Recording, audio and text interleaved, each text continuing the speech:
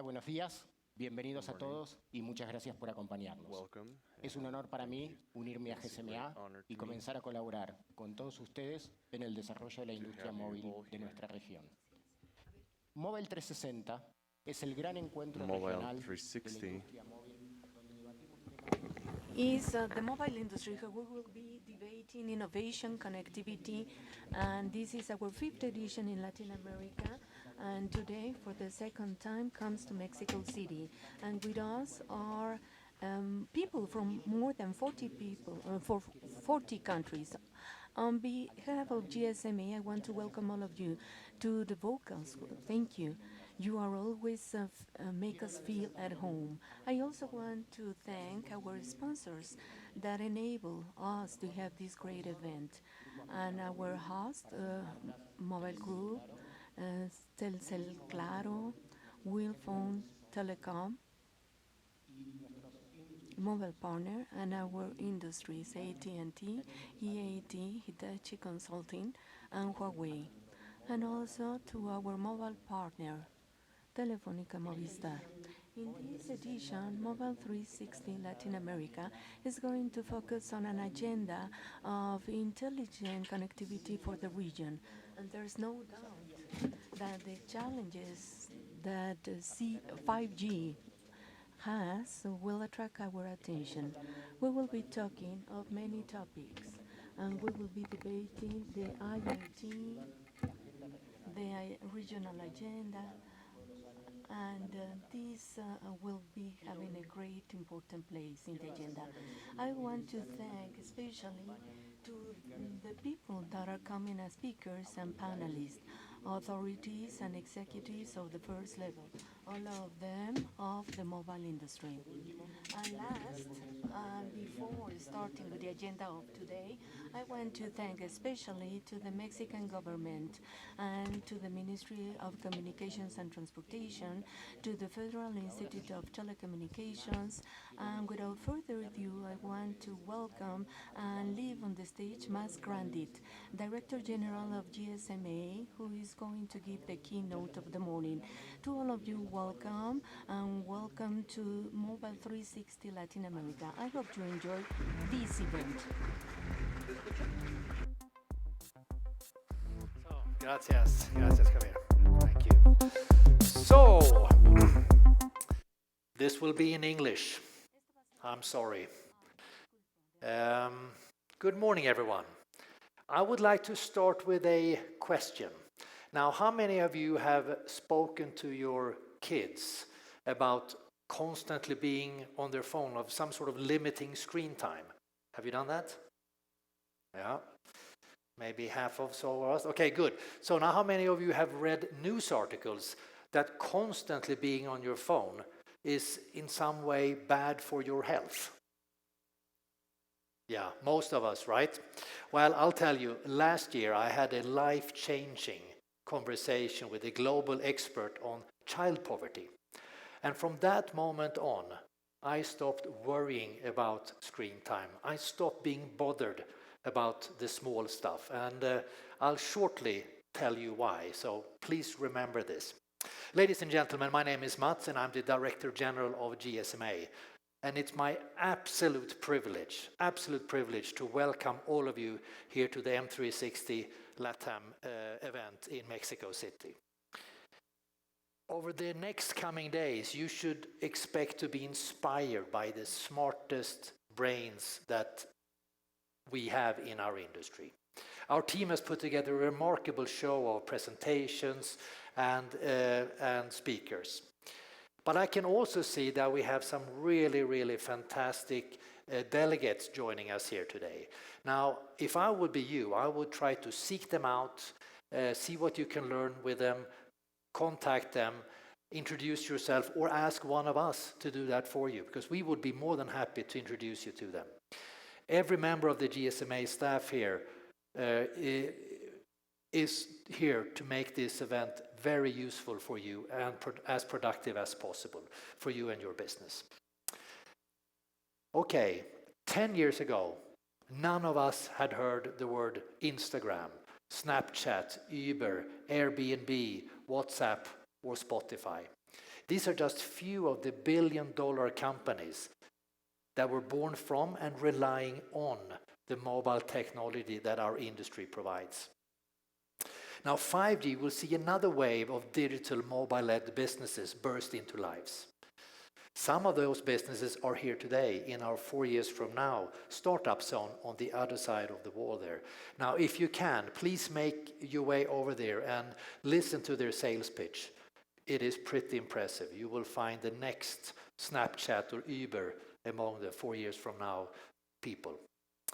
Now directly and indirectly, the mobile industry employs some 32 million women and men directly and indirectly. And we generate some $3.9 trillion of economic value. Now, if we would be a country, the mobile industry be a country, we would be the fourth largest country in the world, taking Germany's place. With that great economic power comes great responsibility. Today, 2/3 of the world's population are connected to a mobile service. Our technology serves the banking, utilities, manufacturing, automotive, entertainment, and retail industries, just to name a few. We are at the very heart of the global industry, but we have an opportunity to become its soul too. We have an opportunity to build a better future for everyone, and here's how we're going to do it. By demonstrating leadership in 4 key areas. The first one is leadership in technology, with the advent of intelligent connectivity as 5G, AI, big data, and Internet of Things converge. That's number 1. Number 2, leadership in security and trust through initiatives like the Digital Declaration, NESAS, and the full implementation of Mobile Connect. 3, we must also lead by creating a regulatory framework that is fit for this digital age, a level playing field for all. And fourthly, a leadership throughout society, not only via the prosperity that our industry brings, but the ability to connect the disenfranchised to healthcare, education, and employment opportunities. And through our collective contribution to the United Nations 17 Sustainable Development Goals. And if you see on my lapel here, this is the symbol of the 17 SDGs. Our progress towards these goals should be on every board agenda, on every meeting. Why? Well, because we can, because we should, and because it is good business. But it's also increasingly what is being asked from our shareholders. One example is Larry Fink, the CEO of BlackRock. Now BlackRock being the world's largest fund management firm with roughly $6 trillion of assets under management. He said this: a company's ability to manage environmental, social, and governance matters demonstrates the leadership that is essential to sustainable growth, which is why we are integrating these issues into our investment process. In other words, they will look to invest in companies that do the right thing to contribute to the 17 SDGs. Now, of course, words must follow by deeds, but this is positive news for you, for me, and everyone else that believes that this is the right way to run a business. These goals are no longer something that would be nice to do. They are something that we just simply must do. So how are we going to do it? Well, let's focus on intelligent technology and intelligent connectivity. 5G will, of course, bring faster, richer, and more immersive entertainment that will be critical to drive future revenue growth of our industry. But it will also bring breakthrough moments in tackling dementia, loneliness, and other mental health-related issues. For example, 5G could see us use holograms to visit elderly, distant, housebound relatives. So, well, what about skills and education? Well, 5G has the power to be transformative there as well. With 100 times better speed and much lower latency, will enable real-time distant collaboration. Imagine vocational training. Imagine wanting to become a mechanic, a plumber, or a medic. Now imagine doing it remotely through interacting live with your teacher some thousands of miles away, whilst they show you how to fix that generator, standpipe or broken bone. Not only will 5G make it possible, but it will multiply the impact by organizations like Aprende.org, the platform developed by the Carlos Slim Foundation that is transforming lives in Mexico through mobile education. A fantastic example of how to use those technologies. The second is artificial intelligence.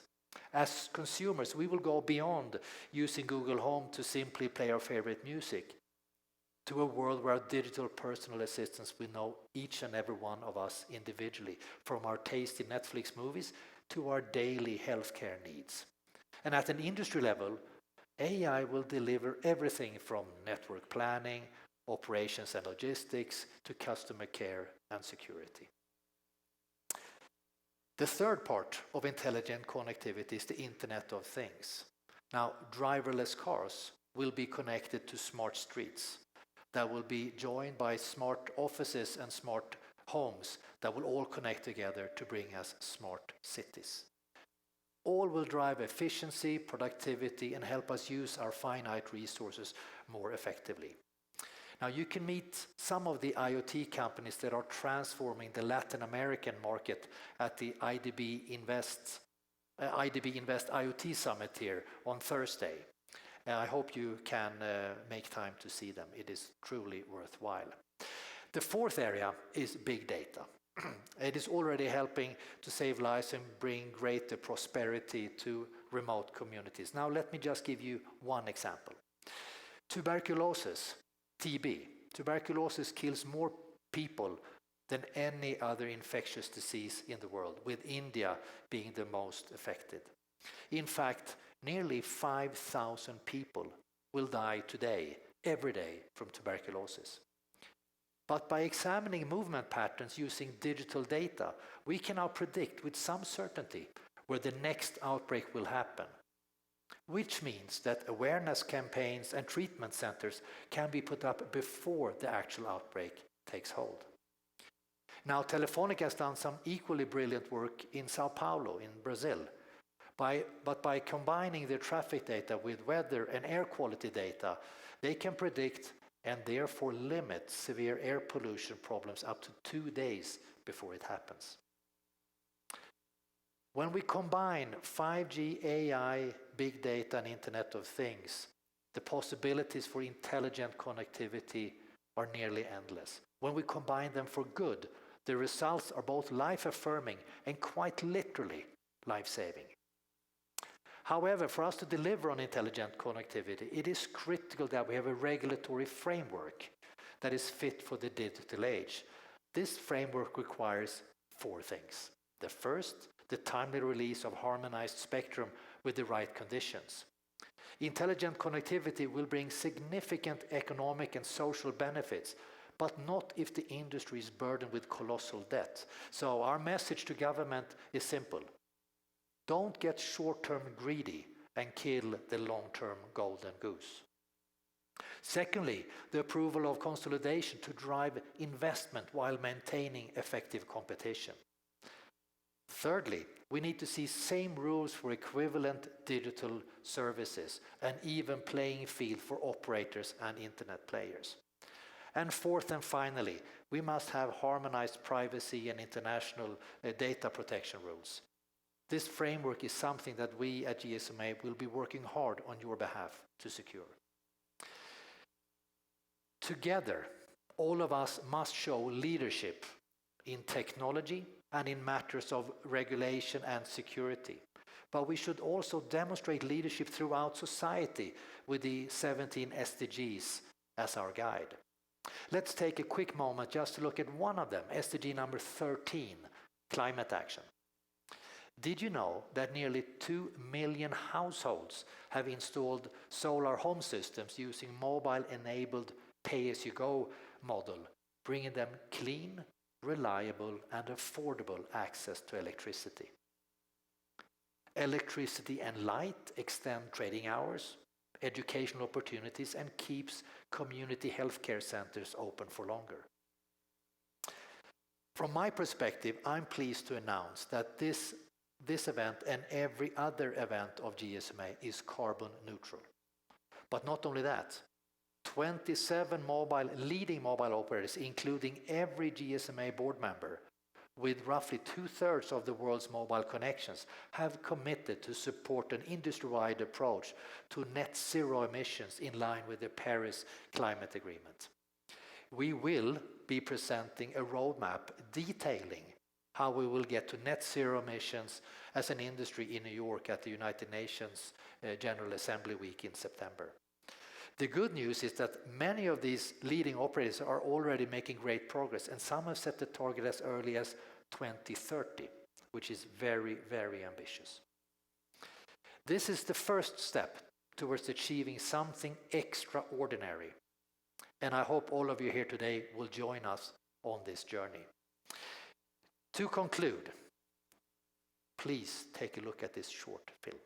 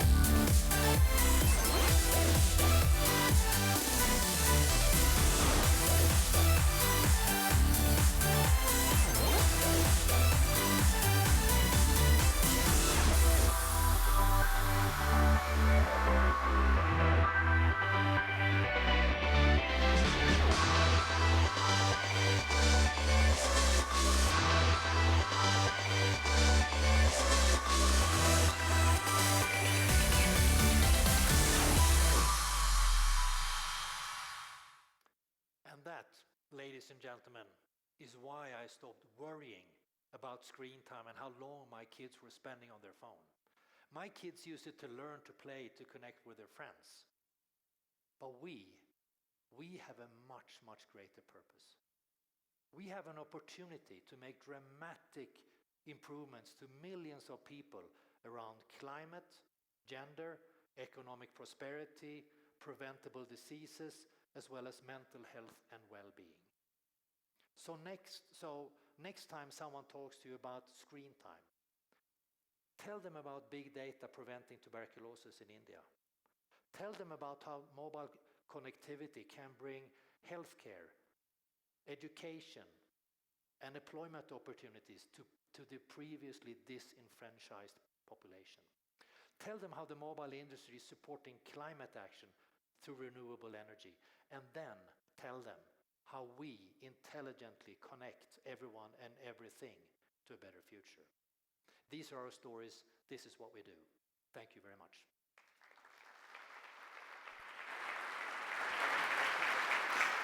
Muchas gracias, Mats.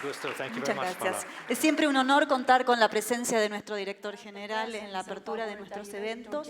Ahora vamos a darle la bienvenida al ingeniero Javier Jiménez Espriu, secretario de Comunicaciones y Transportes. Adelante, por favor, ingeniero. I give you the floor, engineer.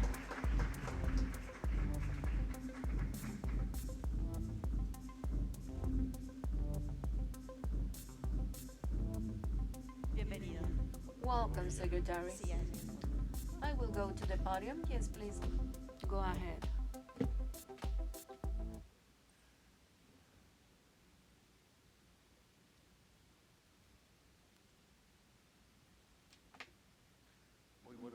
Good morning, ladies and gentlemen.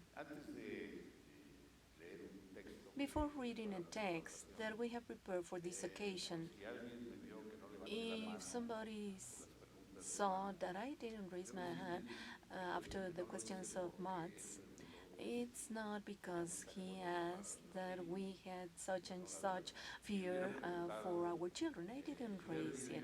If I will be on representation of my children, and if they will have referred to my grandchildren, yes, I will have raised my hand at all moments.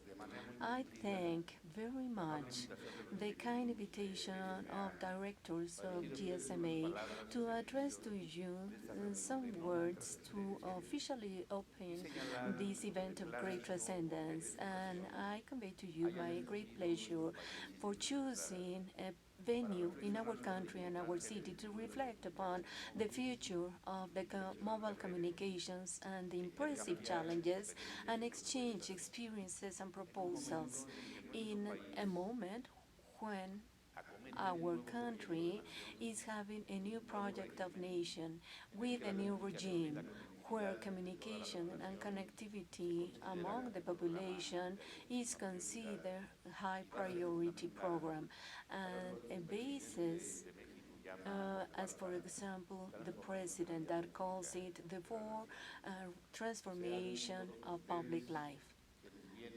All of you that comes beyond our borders and visiting from other states of the Republic, welcome.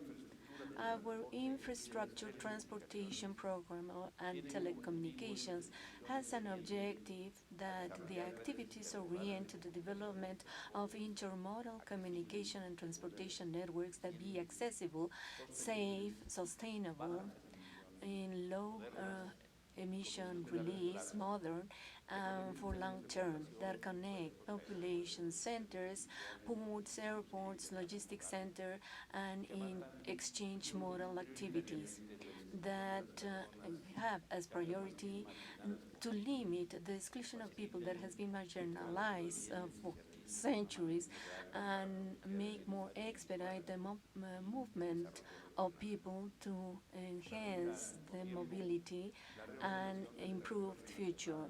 And also I will check the territory of the Republic where the infrastructure planning that has been disregarded for a long time has to be improved with the democratic participation of all citizens. That is, we need to have a modern, inclusive, humanist, and social culture in order to achieve things where the state of law is the framework for the coexistence of everybody, and equality provides well-being, development, and the economic process guarantees the general prosperity. The management of President of Manuel López Obrador in this fourth transformation revolution is committed to this nation project based on the fundamental principles of individuals and society, and as a moral element and the irreplaceable element, the respect of human rights and democracy. I emphasize the priority programs have the purpose of eradicating the exclusion of millions of people, achieve the sustainable development, foster the internal market and the national economy, fight poverty, the lack of safety and security, and go to those remote areas without services, and guarantee for everybody for more than 1 million of new citizens that are born every year, and guarantee better health services, education, employment, security, and have a society where we respect human rights and a sustainable energy for everything. That represents well-being for everybody. Among our objectives, we will emphasize the work of that integral network in order to provide the validity of human rights to have access to food, education, culture, traditions, and have a dignified life, and exercise our rights and have the correct information that allows democracy for all. We are aware that we cannot have it fully if among the national well-beings there is no possibility of connectivity for everybody. And for that, one of the priorities is to achieve in the next 5 years the connectivity, the universal connectivity offered for everybody for the new generation networks. The challenge is big. As the beginning of this project, and based on the geographical and economic conditions, makes this objective, that is a social debt that we have to provide, the human rights, as it is stated in our laws, makes the universal connectivity of a priority, but it is a big challenge. Here I am among the mobile operators of all over the world, with companies that manufacture telephone, mobile devices, and development of softwares and other elements related to the industry. Therefore, I have the opportunity to express to you the role of our industry in our fourth transformation revolution. According to the data of NUTI in 2018, in Mexico there are 74.5 million users of Internet or more than 6 years old, that represents 65.8% of the population in this rank. 51 of the cybernetic users are women and 48.5 are male. We can see a growth of 4.2% as those reported in 2017, where we recorded 73.1 million users. The total number of users that are able to have a smartphone grew from 64.7 billion people to 69.6 in 2018. The 93.4% of these users are connected to the internet. In this fourth transformation, we're looking for mainly to connect the people who are not yet connected. And in order to reach them, we need alternative models of connectivity because of the geography and locations are away, which are 57 places, and this is a challenge. The mobile connectivity will help us to achieve them, and especially in locations, in non-terrestrial locations, will allow us to connect them.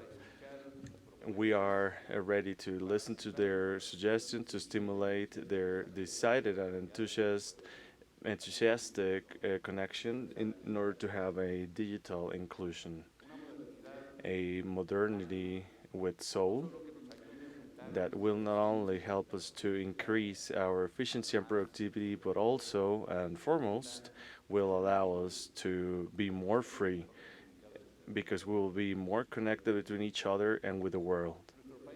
Our country is sensitive to the concern that different operators of mobile networks have expressed with the amount of concepts of radio electrical spectrum in comparison to other countries, and with the political difficulties and bureaucratic difficulties for the deployment of the networks. We understand these concerns, and together with all of you will find solutions to expand the coverage, trying to find efficient and fair mechanisms in the benefit of the population. This purpose, of course, is sum up to the logical thinking of having the existing services and networks with a constant innovation process, and this demands the quality to be the same level for the new people that are being connected. The connectivity to 5G, the access to 5 data, to AI, and so on is, of course, within the scope of our planning. In the context of the technological evolution and new business model of mobile networks, Mexico has deployed in the 700 megahertz band to offer the capacities for the physical and virtual needs that are required. it would be desirable that GSMA, in this same context, would analyze their regulations in order to allow that the wholesale sellers will have the same benefits as the retailers in their same legal framework. In order to challenge and tackle all these challenges, we need the collaboration of everybody. The combination of work, also complete honesty and social commitment in regard of the human being and nature, to our ideology, culture, patrimony, and values, as well as a close collaboration with the private national sector as well as the foreign sector, to whom we invite and we summon to participate in a enthusiastic and wide way. We know that dependency, modern technology is the dependency of technology, and we assume our professional responsibilities as grantors of the sovereignty to the integration and the strengthening of the development of the networks. We're not thinking of something inexistent. We are talking about confidence because we have already done it. We have testimonies around the national territory, and we are ready to work without any further ado, and we're conscious that the time is also a natural, non-renewable resource, and we don't have a single minute to lose. We know that the mobile Mexican industry will keep growing importantly in the following years, and motivated by the positive efforts in the growth of productivity, and we are happy about it. We are ready in order to boost it without any limit. We are sure that with the works and speaks in the specialist forum, it will be amazing, and also with the great development, and we will find very helpful elements to achieve our objectives. I would like to congratulate you on your meeting. I would like to wish you success in the following works that we will be carrying on in the following days. And once again, thank you for having celebrated in this your event this city. And we'll be very aware on what it is said here. And lastly, I hope that your stay in Mexico, for all the people who are not from here, will be as joyful as you deserve. Thank you. Please bring a big round of applause to the secretary. Muchas gracias, ingeniero, por estar aquí. Thank you very much, engineer, for being here. Now we'll welcome the next speaker, Mr. Carlos Lindomir, President of América Móvil.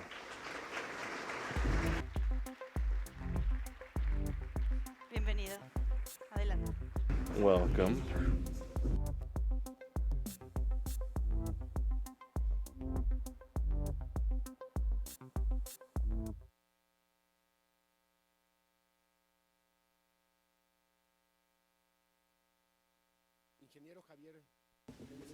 Engineer Javier Jiménez Espriu, Secretary of Communications and Transportation, Mr. Gabriel Contreras Saldívar, Commissioner, President of the Federal Communications Institute, Mr. Max Brandwit, Director of GSMA, very distinguished participants of Mobile 360. We are living not only an era change, but also a civilization change, which is the one of the fastest, deepest, progressive, and disruptive that the humanity has lived. We have more challenges, risks, and also opportunities because it is based on the inclusion and the general welfare.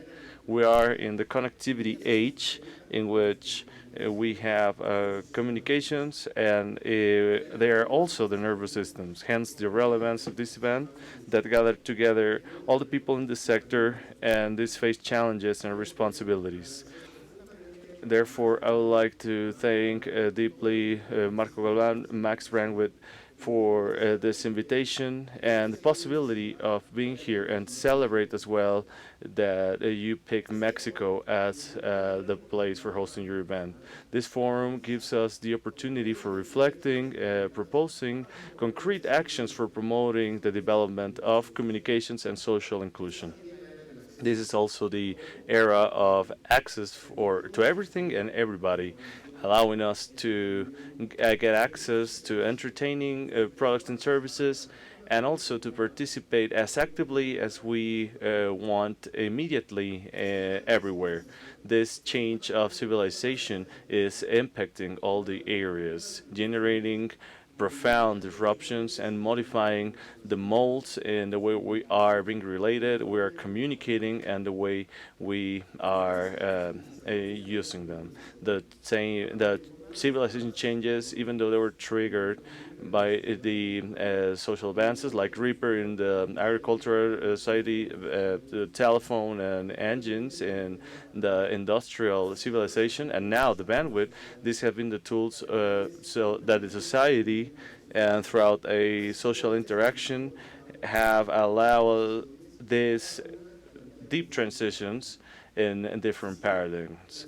In this way, in the agricultural society, the change of interaction came from being nomads to sedentary, and industrial from rural to urban, and in this one we are becoming from local to global societies. In order to show you the deep disruptions we're living, the biggest commercial company doesn't have any store. The biggest touristical company doesn't have any room. The biggest transportation company doesn't have any car. And the biggest societies don't have language, race, nor religion.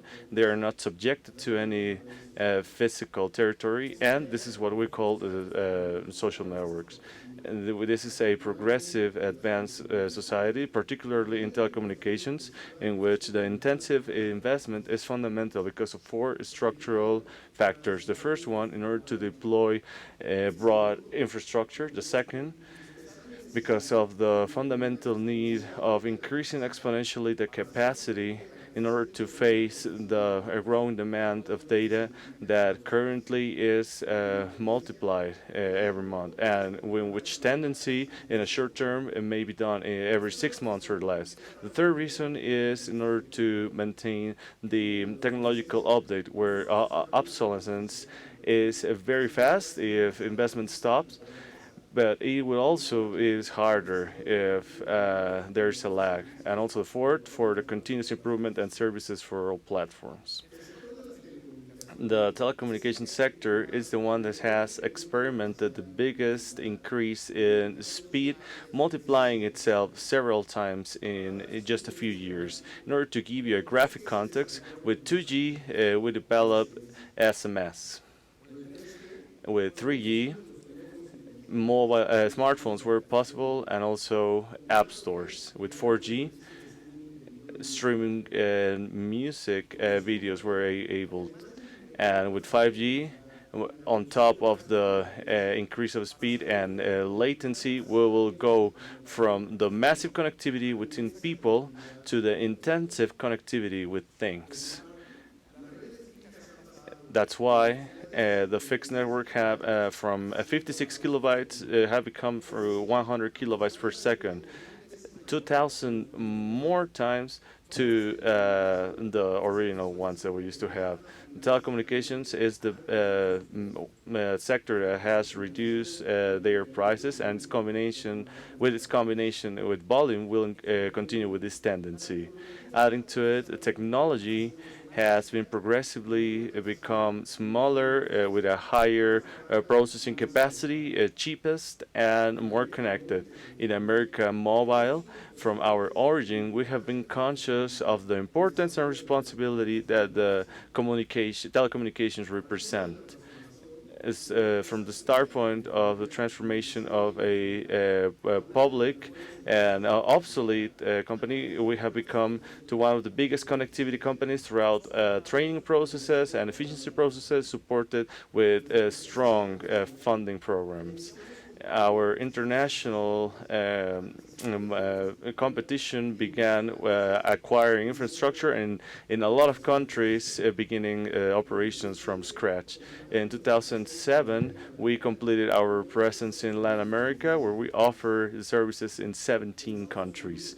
In the United States, we developed the biggest, most successful develop, and in Telecom Austria we're available in 7 countries in Europe with operations in 25 countries. American Mobile is a global connectivity company that offers communications and solutions in telecommunications. And the penetration in Latin America was of 12% in comparison to 40% in the US and 55% in Europe. Being updated with the developed countries, it used to seem as an utopia. The sector was discussing that in Latin America we only had a penetration of 35%.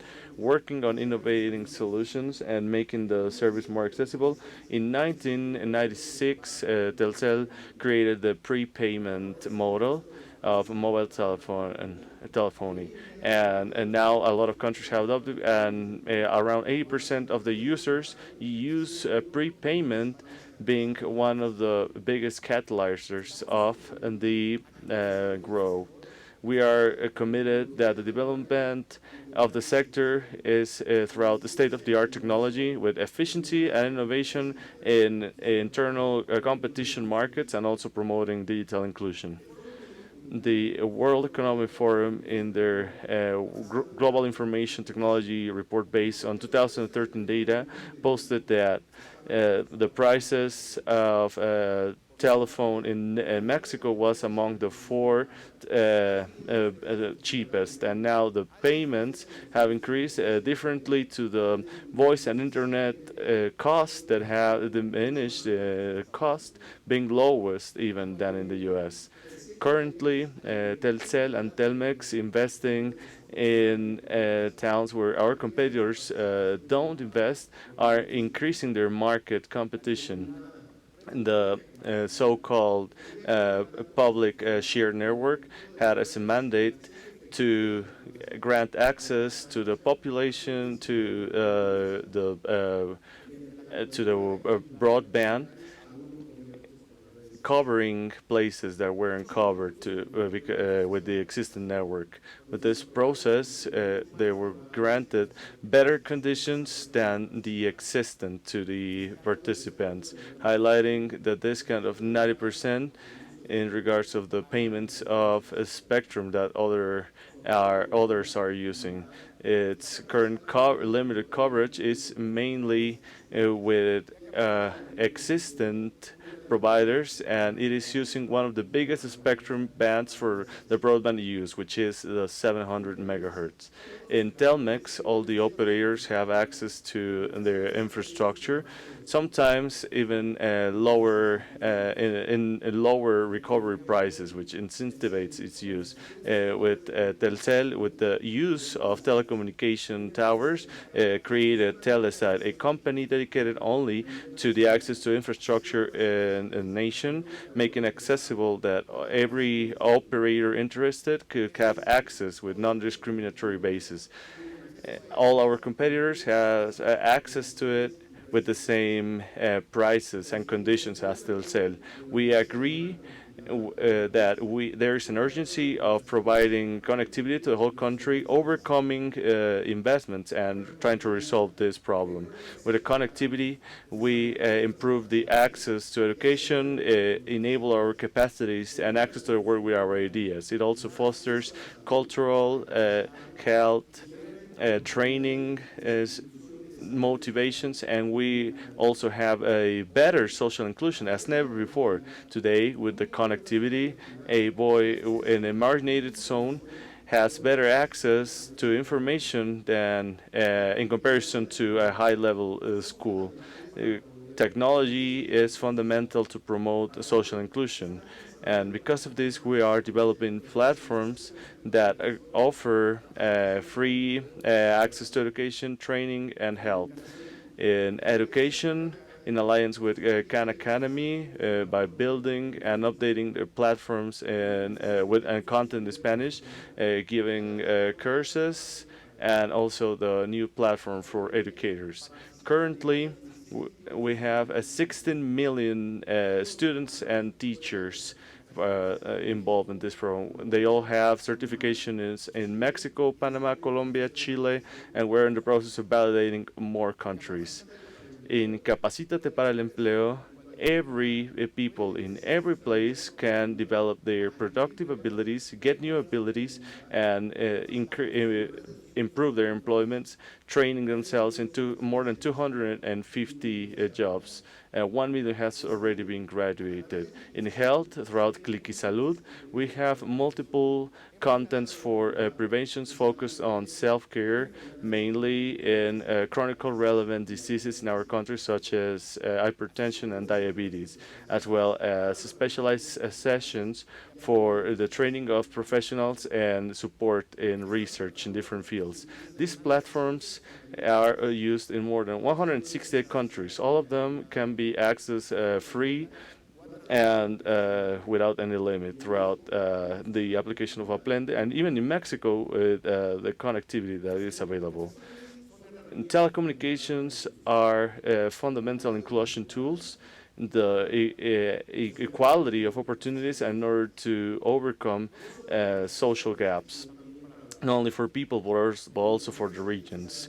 AI, and big data and analytics, and also IoT will be promoting innovations in cities, households, companies, and intelligent organizations.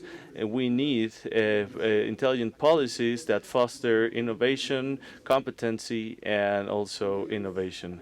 The regulating governments, professionals, and companies have in our hands a big responsibility. Whatever we achieve will also affect the degree of development and welfare for our societies.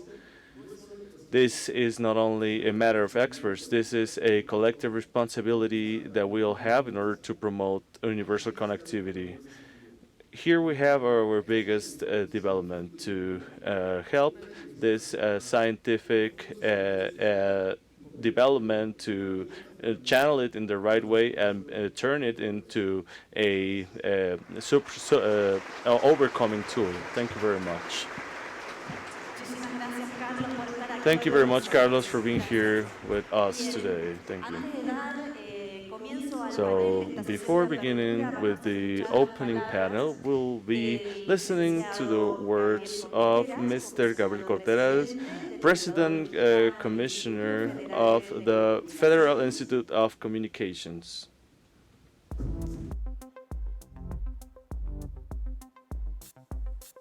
Bienvenido, Gabriel. Adelante.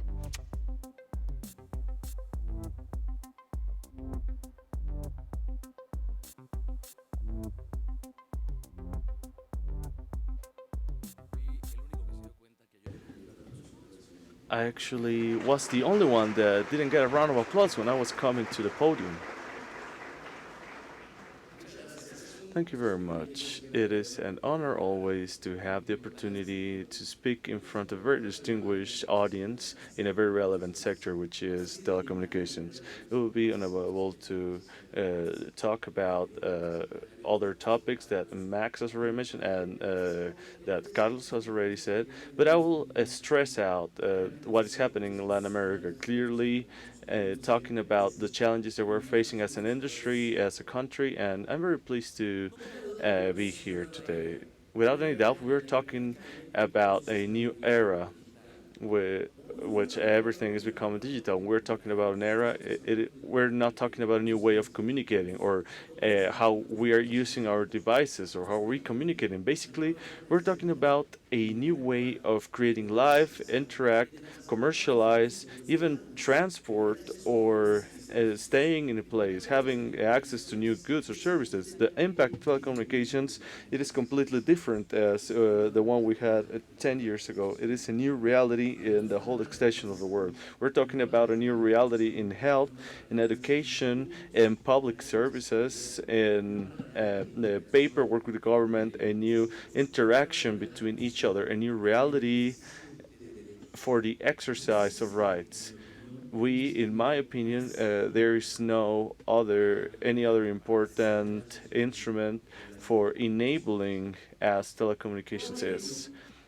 As a proof of it, according to different studies, the connectivity can reduce 7% mortality in countries like ours in the region, according to this research, by giving healthcare information of mothers. We also have a very representative case that because of using Samsung Smart School, it increased the capacity of learning in 11% and in 12% the linguistic abilities and 90% the digital abilities, all related to connectivity. In case of agriculture, in countries of the region, the income increasing 33%. Because of knowing the climate conditions, we can have even better prices, and we can prevent also diseases in the crops. But altogether, for a region as Latin America, with challenges in productivity, connectivity of a developed country in Latin America can increase in the long term in up to 25%. And this is only the beginning. We are seeing the beginning of a new reality that is changing day by day, and we have only to look at very little figures, what is happening in only 1 minute. 41 trillion messages are sent, 4 million searches in Google are made, $1 million in purchases are made, and thousands of applications are downloaded. And this only happens in 1 minute around the world. Since this is a new reality, and since the people that gave me the opportunity of being here are helping to provide this reality in a hyper-connected future where we have disruptive changes in everything that happens in our lives. We're talking about the consolidation of concepts such as 5G, AI, exploitation data, IoT, and other things. Because of what IoT is doing, and will be doing, we'll have 3 more times more connections in devices in order to reach 25 billion, according to the company GSMA. And what AI is doing, we'll have 1.2 percentage points to the GDP around the world. According to the Inter-American Development Bank, Jose Moreno, the GDP in Latin America can increase even a point.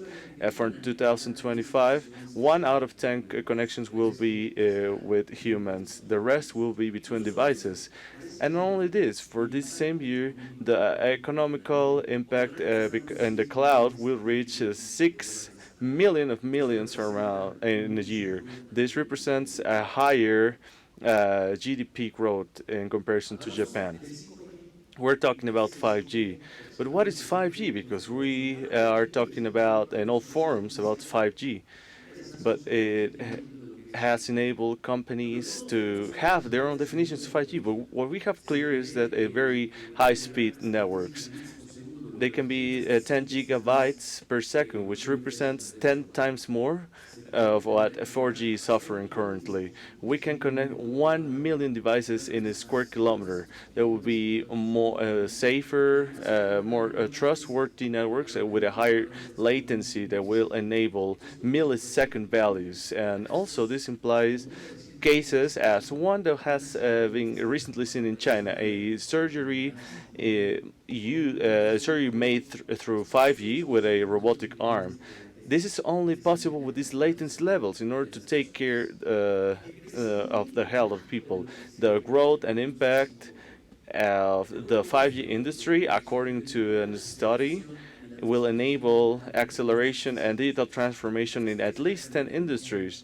Energy, manufacturing, public safety, sales, financial services, automotive sector, understanding, transport, agriculture, and health. We're not only talking about a change, we're talking about revolution in the way of doing things in these sectors. According to this study, we can more than double the incomes in this industry in only 7 years. Well, this is already something that is happening in some places around the world. But what will happen in Latin America? Where are we standing in Latin America? And let me begin talking about the situation of our country. In the past years, we have multiplied 3 times the broadbands. What I already mentioned, the new technological and new conditions that we have had allowed to multiply in 3 times the development in fixed services, and fixed services can only grow in 39%. Today, in our country, 84% of the population is covered with 4G network.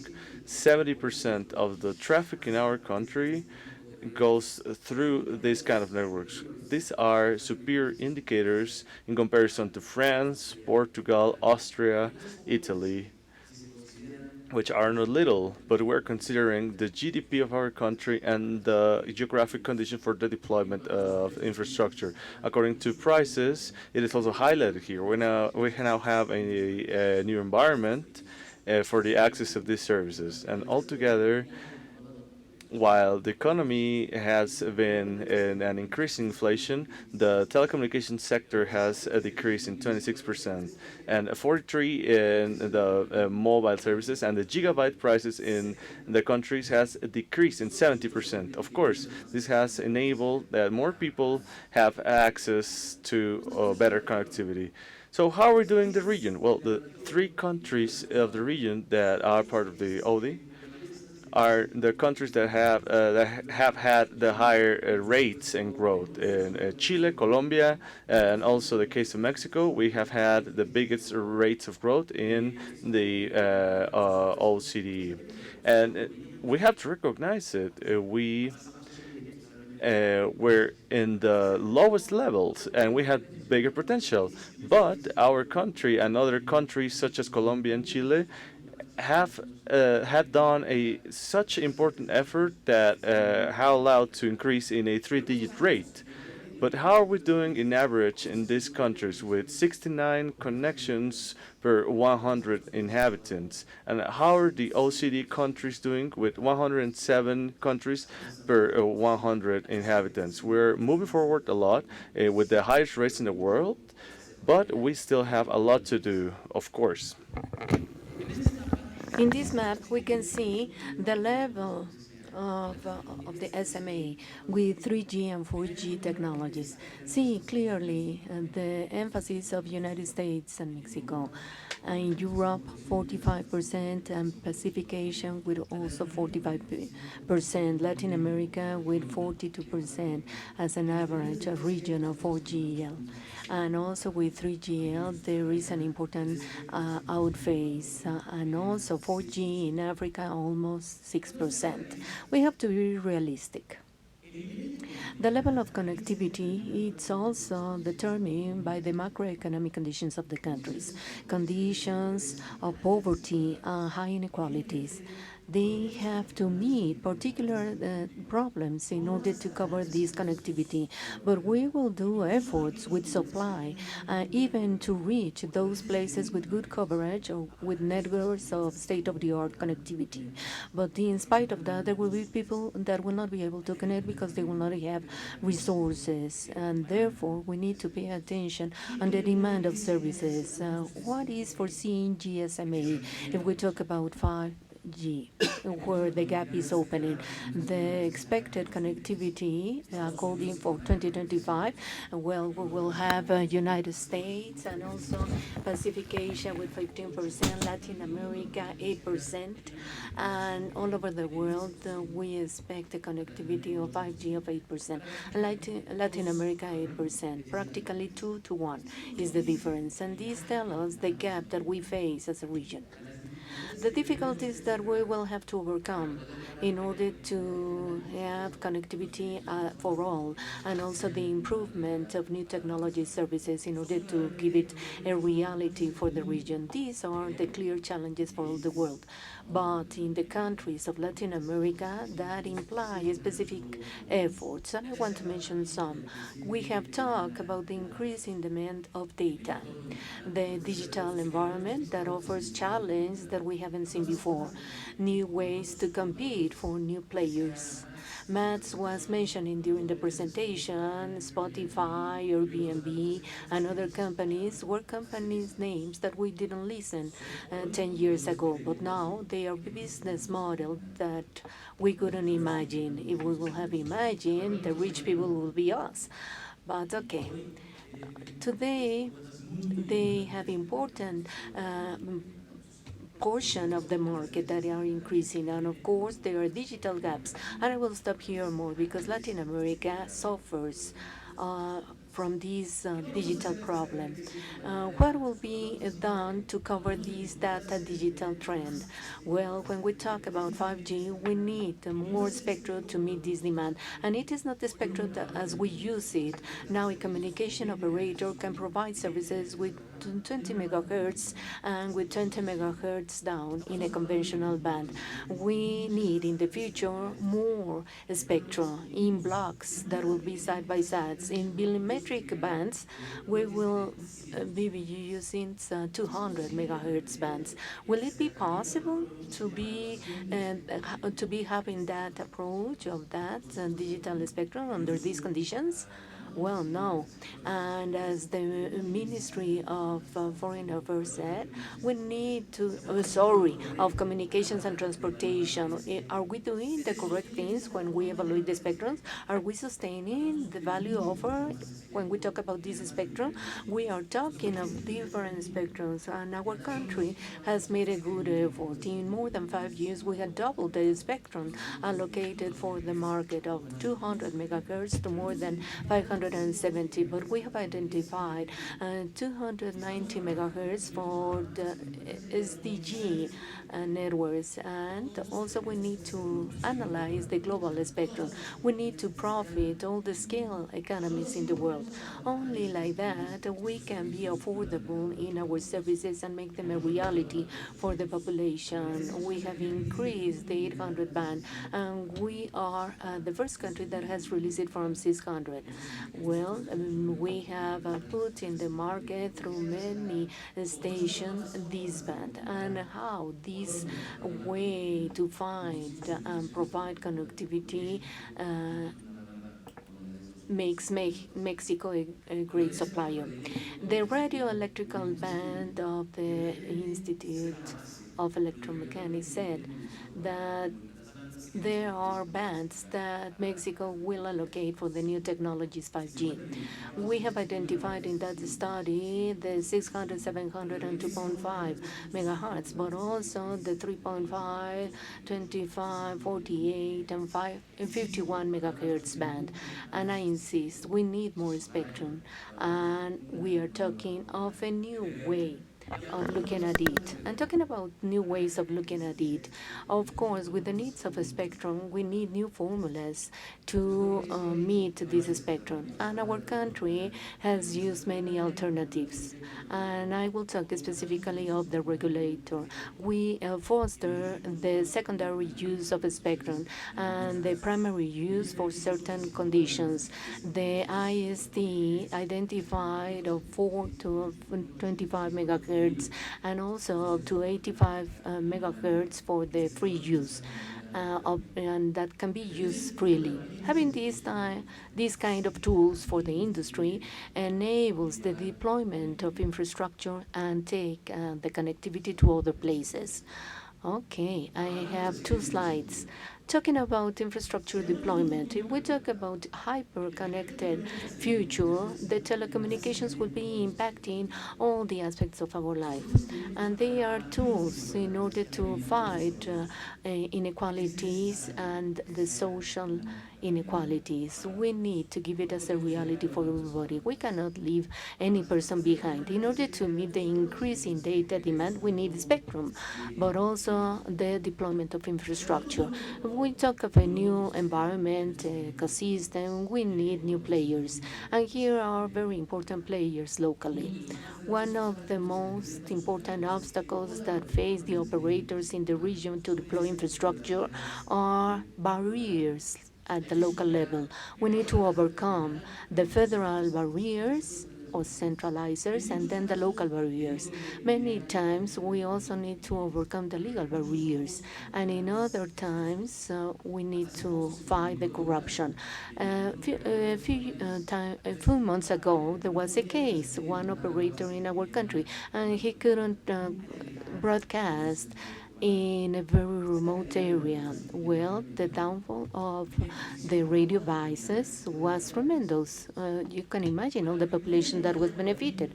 But in order to take the technicians to that center, they had to go to a communal area of our country. And every time the operator wants to go to that communal land, he has to pay a fee to the leader. And besides the annual rate that he has to pay to go through and solve a problem in the station to deploy connectivity. We have to do a lot of things locally to facilitate infrastructure deployment, and also we have to profit from the infrastructure in Mexico that is deployed. The Commission of Regulating Energy has extended the electrical grid, but we also need to work with the local players in order to attract more investments to deploy infrastructures, and therefore we need to provide certainty to the investors, transparency, predictable, that we can work hand by hand with investors, with public tenders that can be transparent. We talk about the new environment with new networks that must be reliable, safe, neutral, and technologically safe in order to provide the benefits and services that we have mentioned. And here we face all challenges. In relation to privacy and safety, there are a lot of hackers, lots of information are lost due to the lack of safety. Neutrality of network, well, this has to be extended. We need to face it seriously when we talk about 5G, about giving privilege to the traffic. And we need, for example, to technologically repair in order to be ready to provide connectivity to millions of devices reliable. And also, we need to pay attention to the new players and the new way of competition. There are global companies that compete locally with local operator, and Matt's also mentioned there must be a symmetry in the regulation for the services provided through networks and those traditionally provided in telecommunications network. That is a symmetry that is not sustainable, and therefore we need to discuss. And there is a relevant discussion in a platform of transportation services in the center of our country, and that implies an accent of facing this new reality. But here we need to question about the new paradigms and what are we going to do with the regulation of traditional services competing with innovative services and that all provide benefits for users. Well, we do not keep up the regulation, and we need to discard many regulations that 20 or 30 years ago were valid, but now we need to scale the economic power of those regulations because we need to embrace all the local competition. The local competition and the gaps there. Here we need to face a very important problem, the coverage gaps. 16% of the population in our country is not covered in 4G networks, and 30%, as the Ministry of Communications and Transport said, do not have smartphones. Smartphones is the best way to have access to internet, and this implies, of course, a connectivity gap in coverage, but also an access gap. According to a survey of last year by the INEGI that compiles statistics and geography in our country, the most usual answer of not giving connectivity was due to the lack of economic resources, and only 2% for economic coverage. technological coverage.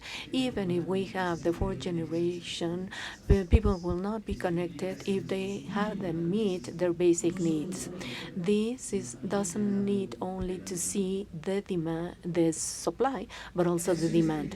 Which actions must be conducted in order to reduce these digital gaps? Well, the market is not enough. There are places where the market is limited and it is not profitable that the market takes connectivity without investment. Here we need millions and millions of investments, and connectivity needs to be in the market. We have many ways to do it, and our country is exploring its own means. And I celebrate, Mr. Secretary, that our priority is to extend connectivity and explore more formulas, because the market will not reach all the remote areas of the country, as it is not happening even in the most developed countries. It implies also the look for new formulas and be creative to extend connectivity. We have even take connectivity even to native people, and we need to have more spectrum and have new projects to extend the connectivity. And an important gap that I say that we share in all the region, we need to connect intelligently all America. For what? Why should we connected in LATAM? I will share you data based on our country. 90% is connected to be entertained. 9 out of 10 is connected to communicate. 8 out of 10 is connected to be trained or to be educated. And this is a new data in the last census that was not included in the previous census. Social media, 8 out of 10. Reading, 5 out of 10. Electronic trade, 2 out of 10. Electronic bank, 1.5 out of 10. And I'm talking about connected people. Of those people with connection, 1 out of 10 use it for financial operations. And here I'm talking about an own gap. We need to add efforts to be educated on the digital transformation. This is a personal race. To every person that is in the population, we need to extend the connectivity, to extend education, social services. We can do it better. There are the roads. We need to work in the region to see how to generate value and add value into productive processes, and how we can provide a better supply and demand and trigger productivity that traditionally has been suffering in the region. There are some examples that I want to give in our country. Microsoft presented recently FarmBeats project, a solution that supports farmers and remote areas to increase connectivity. Through artificial intelligence model, they display robot, sensor, and wireless technologies and mobile apps to predict climate conditions that are necessary to seed the land, and what is the exact time to seed and harvest, and what kind of things can we predict with this type of information in our country. Another example is Lucy.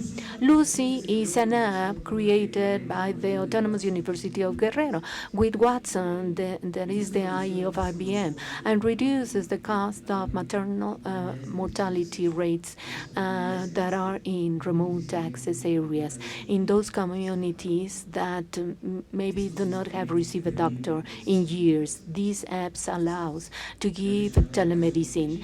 In China, there is a surgery conducted in 8 January of 60 minutes with a robotic arm using 5G technology and with a latency of 1.5 seconds, and a lot of apps in the world. And I will conclude by saying that it's important to have a new vision of telecommunications. We are talking of the sector that changes drastically very fast in the world, and there is no other similar. Telecommunications are not what they were 10 years ago. Regulation of telecommunications must not be what they were 10 years ago. The stakeholders must not be those in 10 years ago. Therefore, it is shown, as Mats has had, the great contribution that telecommunications can do to comply with the SDGs in the world. And also, as the Secretary of Communication and Transportation said, it must be a priority for everybody, and I emphasize, for everybody. Connectivity must be for everybody. And as Carlos Slim said, there is no doubt that it is a collective responsibility. Please abandon the model of only one responsible, one regulator, or one authority. Nowadays, it's an ecosystem that involves all the productive sectors and the economic sectors. We are all that must do something to profit from the services in the region. Thank you. Well, thank you very much, Gabriel. It's a pleasure to have you again among us. I have seen that Gabriel using his presentation data from our last report, Mobile Economy. And those who want to have access to this information, they can download it from our website. And there are some reports of hard copy in the room. Now, let's start with the last activity of this session. It's a discussion panel. And I want to remind you that we have simultaneous translation. The panel will be in English, so those needing the translation devices, please pick it up at the reception desk. Engineer Laxmi, Chief CEO of Strategy of GSMA, Engineer Morales, Chief CEO of Telefónica Mexico, and Eduardo Gutierrez, President of IBM Mexico, to come to the stage, please.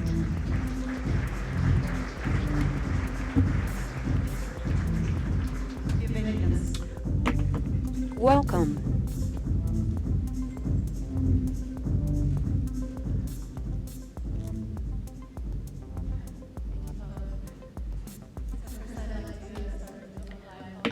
Me gustaría empezar disculpándome. And of course, I think that's because I think you would much rather hear these gentlemen speak English than my Spanish. But I promise that by next year I'll be better. Okay. So today, all of our speakers today have spoken about digital transformation and the positive effect, the positive impacts of digital transformation on society. And we even saw the Comisionado Presidente showed us some graphs showing where Latin America as a region is compared to other parts of the world. But both of you have companies that have operations in many parts of the world. So I wanted to ask you your personal opinions about how Latin America is doing on the business side with digital transformations compared to other parts of the world. Carlos? Okay, thank you, Laxmi. Thank you, Matt, and thank you, the GSMA, for inviting me here. In general, as I agree with what Gabriel Contreras was saying, that we are in a different era. No? We are passing from the industrial era to the digital era, and it's the work of everyone, the ones that wants to foster connectivity and the digitization of the economy. Now, in what we're doing in Mexico, Gabriel showed the important advance that we have done in Latin America. We in Telefónica, we compete in 15 countries, and most of the countries in which we participate are in Latin America. I mean, starting from Argentina to Mexico. And we see an acceleration, and I agree with the numbers that has been presented, that Latin America in the last years has been accelerated in a very important way, and Mexico has been accelerated also in an important way.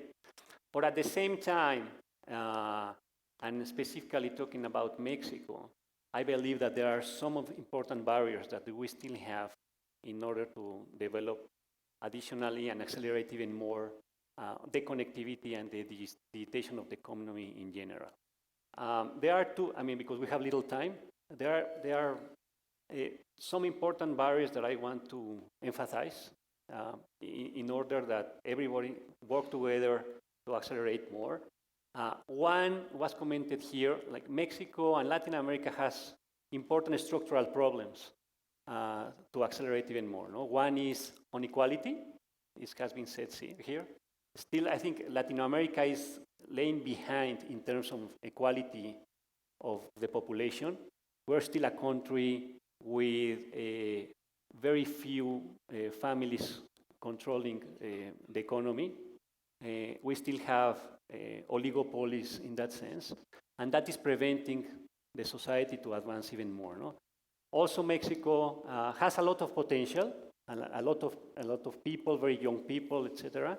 But still in Mexico, we have problems of rule of law. Gabriel was emphasizing about some of the problems that the operators still have to operate in Mexico. Corruption, and all these problems kind of also make us stay behind. And specifically talking about our industry, in Mexico still, and Gabriel was talking about that, the certainty of the investments.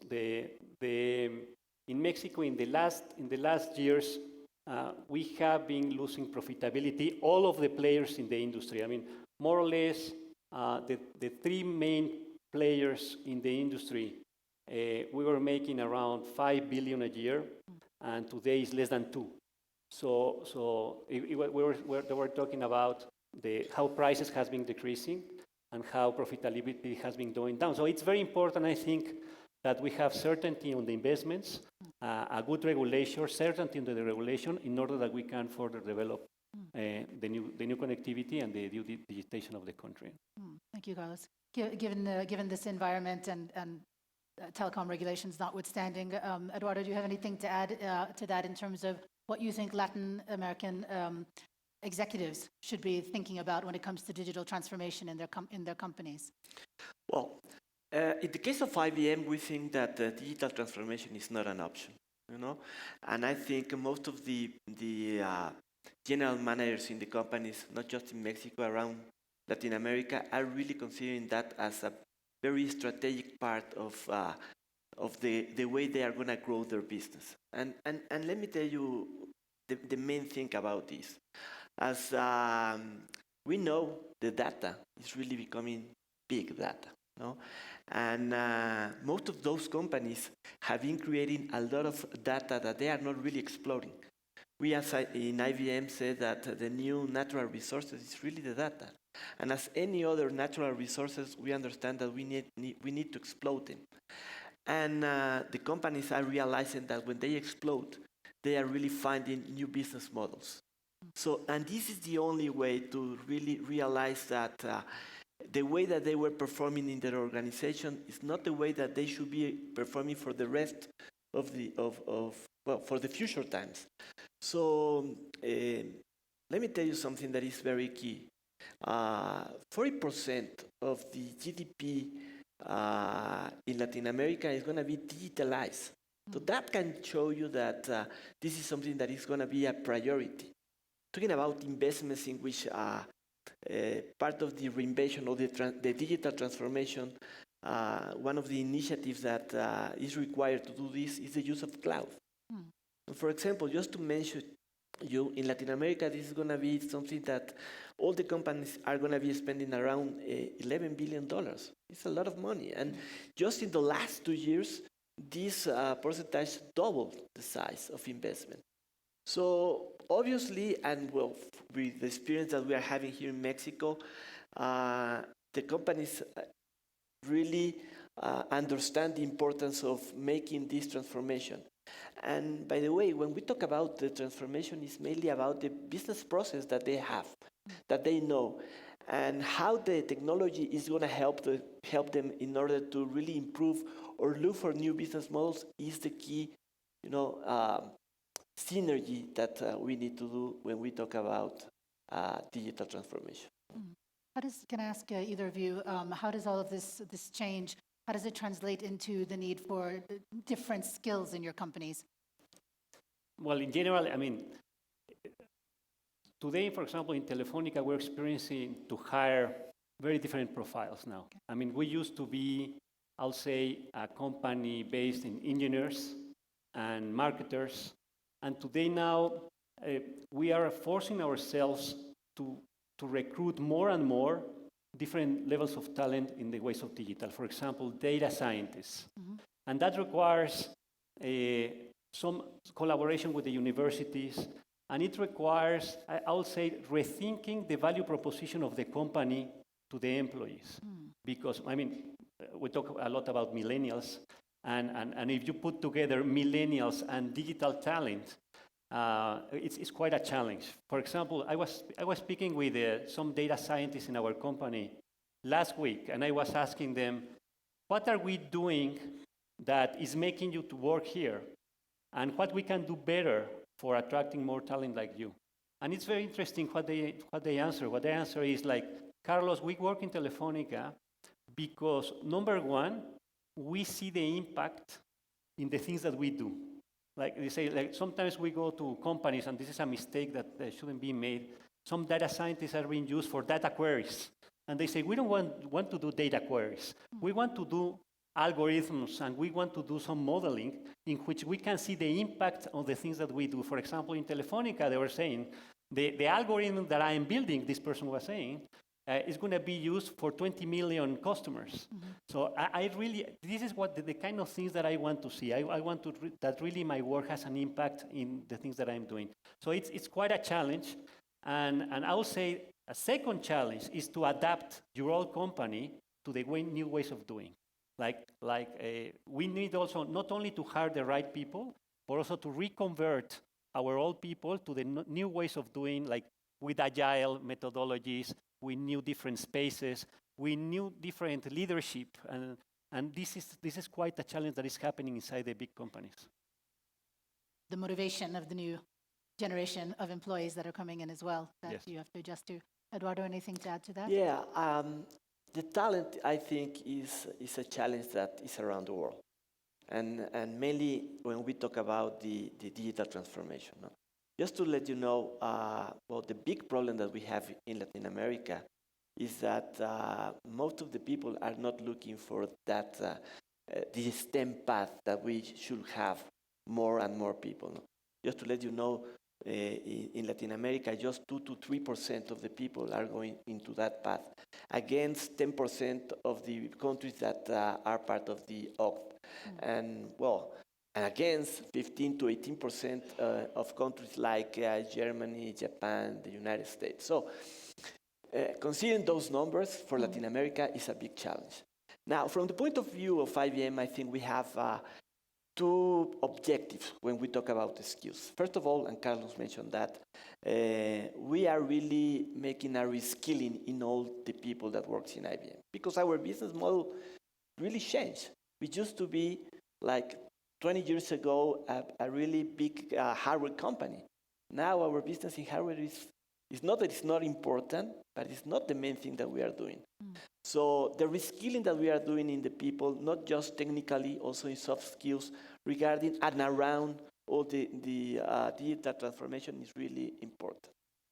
And the other side, I think we have the responsibility to help the universities in order to create that skill that is required.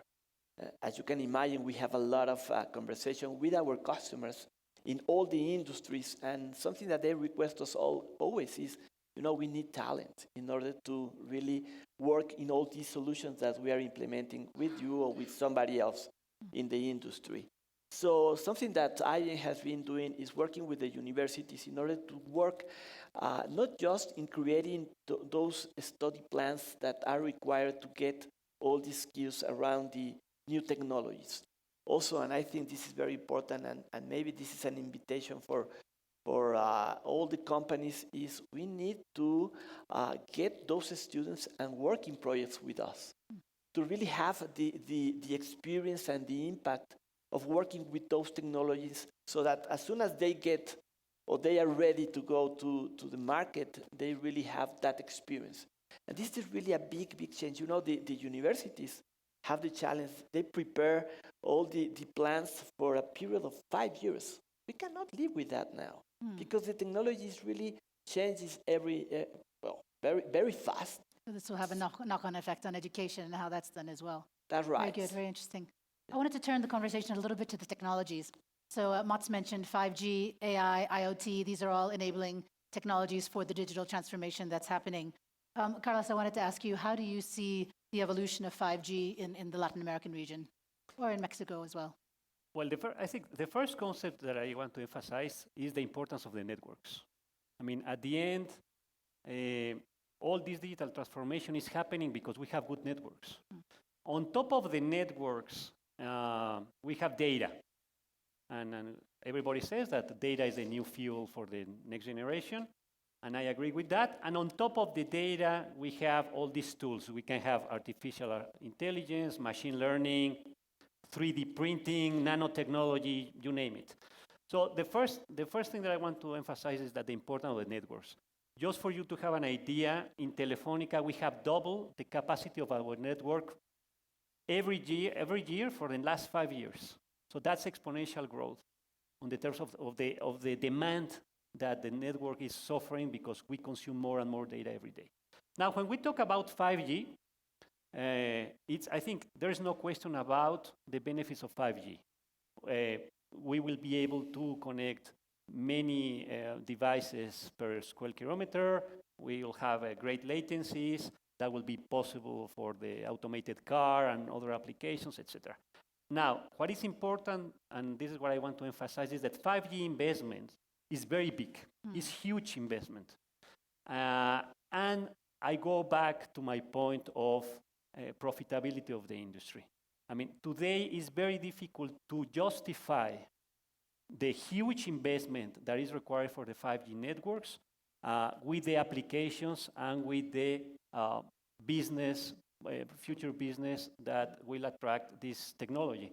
So that's what I believe, the numbers that were shown before about Latin America lagging behind than United States, for example, or Europe, or Asia even, in terms of 5G connectivity, because today it's difficult to find, with the current prices of connectivity, with the current cost of the technology, with the current regulations, with the current cost of a spectrum. I mean, I celebrate that the new government is very sensitive, and that's what they say, about the prices of a spectrum that we pay in Mexico. So you put everything together, prices and costs and government and regulations, and today it's very difficult to find a justification for that huge investment of 5G technology.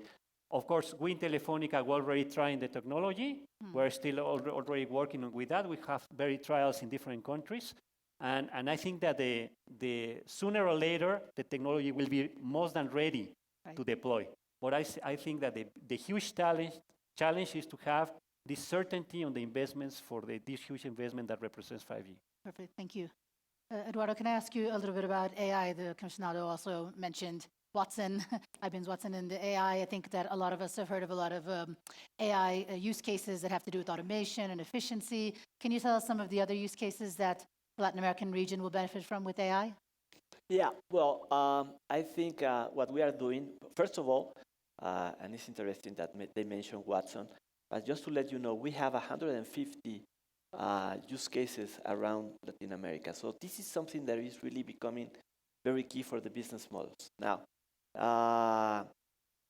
regarding your question, most of what we are doing now is not just about efficiency in the operation. What we are doing is really touching the customers of our customers in order to help them to make an upsell regarding all the products, services and products that they have and that they offer. And sometimes what we are doing, and what it's important to mention that we are doing this here in Mexico, is we have the opportunity to give some kind of customer support. And at the time that we give that customer support, also we have the chance to have the contact with the customer in order to sell another product. So what we are really doing is helping our customers not just to reduce the cost, but to improve the revenue. The AI, as we are saying, this is becoming very key in the business process. Most of the business process are going to embed AI solutions in the next 2 to 3 years.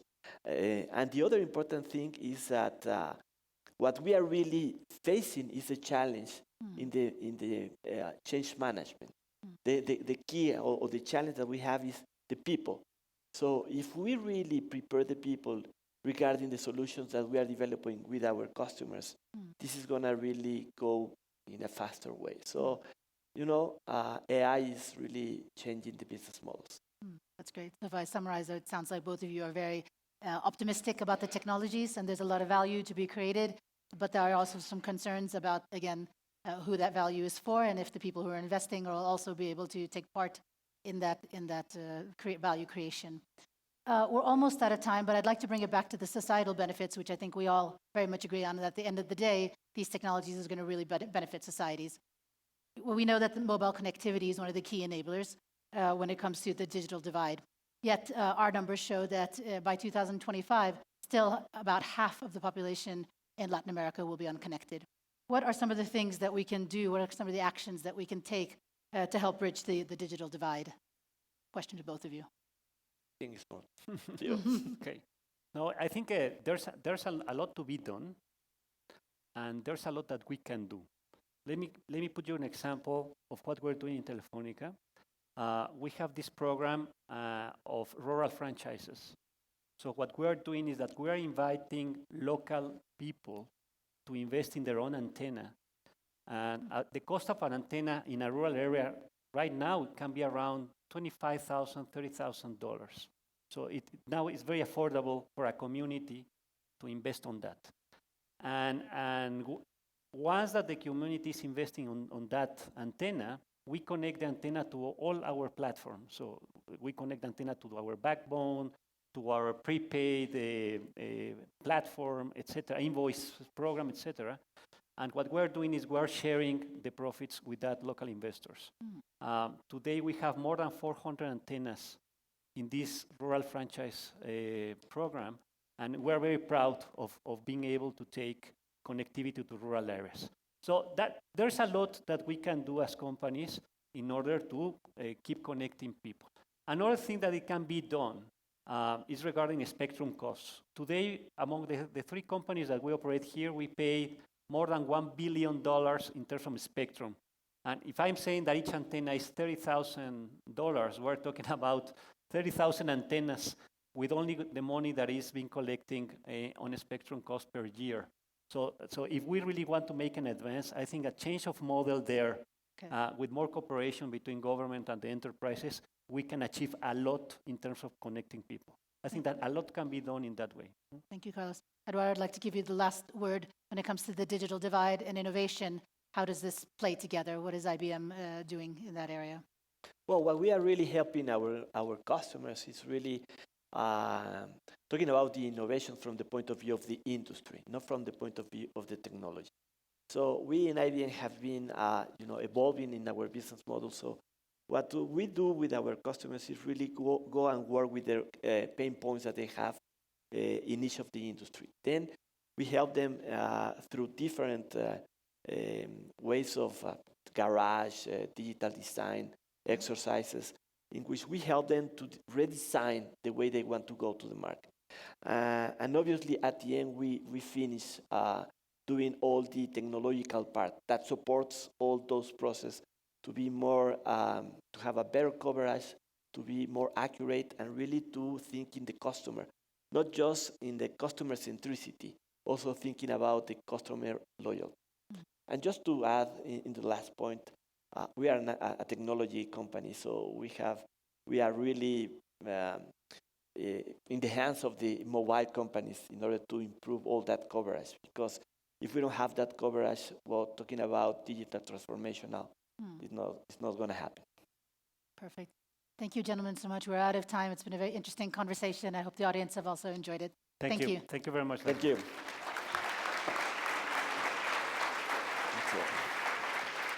Muchas gracias a nuestros panelistas. Muchísimas gracias. Ahora sí, vamos a invitarlos. Gracias. Vamos a invitarlos a hacer una pausa y les pido por favor que regresen a la sala para la So please come back to the hall at 11:30 for the next session.